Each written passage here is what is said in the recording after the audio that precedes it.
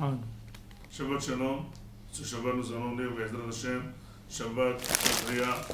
Et donc, nous commençons deux parashiot fondamentales sur essentiellement la paracha de Lashon Hara et du Metzora de cette lèpre. Vous savez que Or HaChaim HaKadosh explique que les lèpres apparaissent sur la peau, parfois internement, avec une apparence interne, parfois une apparence externe. Donc il y a ceux qui sont en principe théorim, et ceux qui sont tmeim. Donc c'est une paracha de tamé. Elle dit à Or HaChaim HaKadosh que les lèpres apparaissent médicalement par le noircissement de la vésicule biliaire. La vésicule biliaire est en principe verte, et finalement quand elle change de couleur, eh bien, elle devient noire. C'est pour ça qu'on appellerait en hébreu quelqu'un qui est angoissé, quelqu'un qui est dépressif, il y a ce qu'on appelle la mara shhora. Mara, ça veut dire vésicule biliaire, shhora, ça veut dire noir. Donc la vésicule biliaire est noire. Et donc finalement, ce qu'on appelle, il voit du noir, il voit du noir. Et finalement, cet état, c'est un état maladif qui se venge du corps, et donc on voit apparaître des taches, des lèpres sur le corps humain. Et finalement, c'est comme dirait une punition à celui qui parle de la médisance. Pourquoi cela?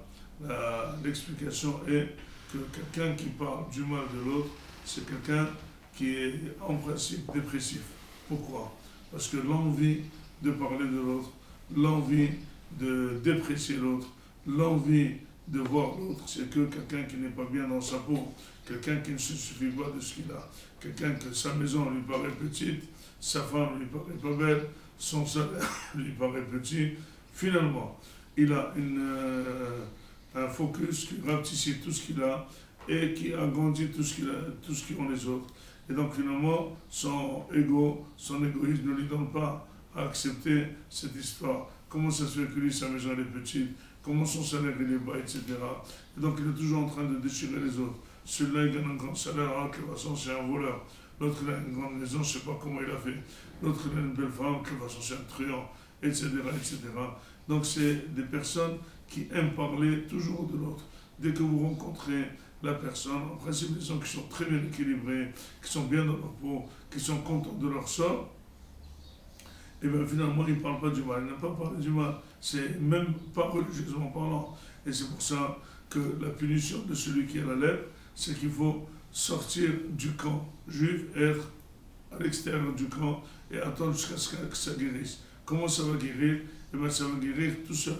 Ça va guérir tout simplement par le fait d'équilibrer sa tête et de penser que c'est pas bien de parler du mal. Et pourquoi cette punition? Cette punition, c'est vraiment l'équilibre. Puisque tu as parlé du mal et tu voulais faire de la pagaille dans la société, on te met hors la société. Quelqu'un qui vit en société, il doit accepter les plus et les moins, et il doit toujours parler du bien des autres pour être aimé, il doit aimer les autres. Celui qui ne fait pas ça, et bien donc c'est quelqu'un qui veut dissocier, c'est quelqu'un qui veut faire la pagaille, et bien on le met en dehors. Quand la personne se retrouve toute seule, et il voit que finalement, sans son ami, sans son voisin, il est nul, il est comme un endeuillé, et bien il commence à réfléchir que finalement, son voisin, son ami, il a de la valeur. Et donc finalement, il commence à l'apprécier.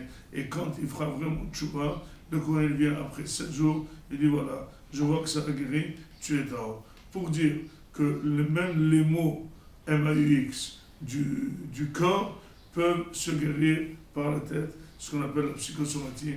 C'est ce que c'est la médecine qu'a développé le Rambam, qu'on peut aussi réparer notre corps par notre tête, comme on peut rendre notre corps malade par notre tête. Et bien voilà, c'est une très belle paracha qui nous incite à parler du bien de l'autre et éviter de parler du mal de l'autre, mais ça ne sert à rien de donner ce moussard. Ne parlez pas du mal de l'autre, il faut savoir pourquoi ne pas parler du mal.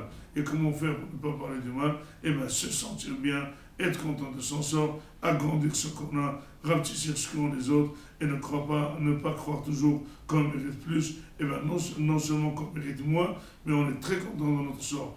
on dit merci à Kadosh Baruch Hu, celui qui est heureux. Baruch HaGever Asher Yiftach Hashem, V'haya Asher Yiftacho, Shabbat Shalom.